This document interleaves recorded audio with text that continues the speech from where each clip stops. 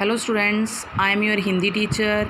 और जिस विषय का हम आज अध्ययन करने जा रहे हैं वो 9वीं कक्षा का विषय है जिसका नाम है संदेश लेखन। सीबीएसई ने कुछ नए चेंजेस सुझाए हैं हिंदी पाठ्यक्रम में, जिसमें सबसे बड़ी चीज़ है संदेश लेखन, जिसे हमने 15-20 सालों से पाठ्यक्रम में नहीं देखा, लेकिन समय की मांग के अनुसार इसे पाठ्यक्रम में शामिल किया गया है। आज मैं आपको इसके फॉर्मेट के बारे में और संदेश लेखन क्या है इसके बारे में बताऊंगी।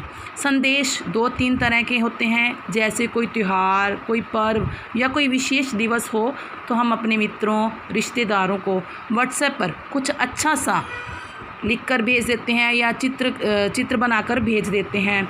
यह एक सामाजिक स्वरूप है। तो दूसरा, मान लीजिए कि आपके माता पिता घर पर नहीं हैं और उनके लिए कोई फ़ोन आता है और वो फ़ोन आप उठा लेते हो, और तो वो आपसे कहता है कि उसको आपके माताजी से या पिताजी से कुछ बात करनी थी।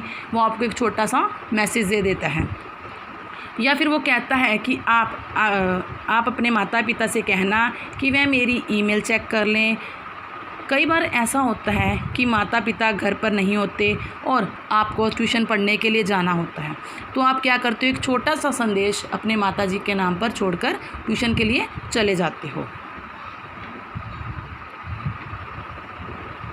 यह संदेश का व्यक्तित्व रूप हम देखते हैं। अब हमारे मुख्यमंत्री जी हमें बार बार संदेश दे रहे हैं कि हमें कोरोना बीमारी से बचने के लिए क्या क्या सावधानियां बरतनी चाहिए। हमें मुंह पर मास्क लगाना चाहिए, हाथों को बार बार साबुन से अच्छी तरह धोना चाहिए, सोशल डिस्टेंसिंग का पालन करना चाहिए। ये क्या है, हमारे लिए एक सार्वजनिक संदेश है, ठीक है, जो हम सबके लिए होता है। लेकिन एक दूसरा संदेश होता है जो सिर्फ ये, हम इसे संदेश के साथ साथ सूचना भी कह सकते हैं, क्योंकि ये सार्वजनिक है, सबके लिए है। लेकिन जो संदेश होता है वो क्या होता है, सिर्फ हम उसी को दे सकते हैं।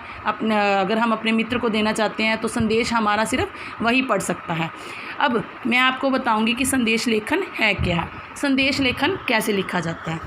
कक्षा 9वीं, पहले संदेश लेखन के लिए जब हम संदेश लेखन लिखेंगे तो उसके लिए हम एक बॉक्स को तैयार करेंगे। उस छोटे से बॉक्स में हम 30 या 40 शब्दों का एक छोटा सा संदेश लिखेंगे।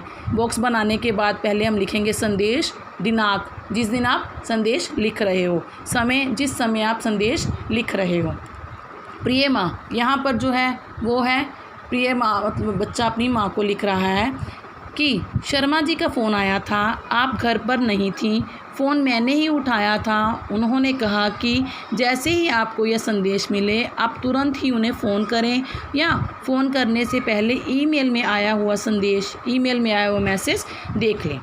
इतना सा संदेश होगा। अगर 2-4 शब्द इधर उधर हो जाएंगे तो आपके अंक नहीं काटे जाते। लेकिन यहाँ पर हमने भवदीय नहीं लिखना, आपका मित्र, आपका पुत्र, आपका प्रिय पुत्र, ऐसी चीज़ों का प्रयोग हमने नहीं करना, क्योंकि ये एक संदेश है, ना कि पत्र। मुझे आशा है कि आपको ये चीज़ समझ आ चुकी होगी। धन्यवाद।